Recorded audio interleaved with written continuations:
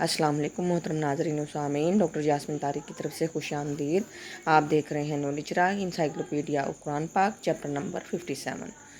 سورۃ الحدید قرآن پاک کے 27ویں پارے کا الاف ما خطبکم میں ہے۔ بتائیے الحدید کے لفظی معنی کیا ہیں؟ الحدید کے لفظی معنی ہے لوہا، اور یہ نام اس سورت کی آیت نمبر 25 کے فقرے وَأَنزَلْنَا الْحَدِيدَ سے ماخوذ ہے۔ سورۃ الحدید تعداد آیات کے اعتبار سے قرآن پاک کی 55ویں سورت ہے۔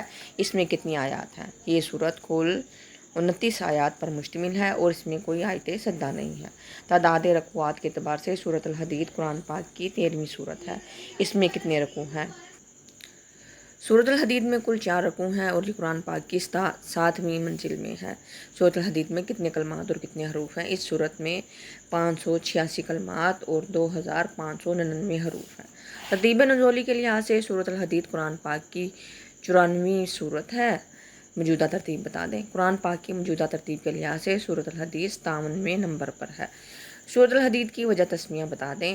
حدید عربی زبان میں لوہے کو کہتے ہیں۔ اس سورت کی آیت نمبر 25 میں الحدید کا لفظ آیا ہے۔ اس مناسبت سے اس سورت کا نام الحدید رکھا گیا ہے۔ سورۃ الحدید مدنی سورت ہے اور 8 ہجری یا 9 ہجری میں نازل ہوئی۔ اس کی شان نزول کیا ہے؟ چونکہ مدینہ منورہ کی اسلامی ریاست کو ختم کرنے کے لیے کفار مشرکین نے چاروں طرف سے گھیر رکھا تھا اور مسلمانوں کو پوری دنیائے کفر کا مقابلہ کرنا تھا۔ اس حالت میں جان و مال اور خلوص نیت کے ساتھ قربانی دینے اور دین کا کام کرنے کی ضرورت تھی۔ اللہ تعالیٰ نے ان باتوں کو سمجھانے اور رہبانیت کو رد کرنے کے لیے یہ سورت نازل فرمائی۔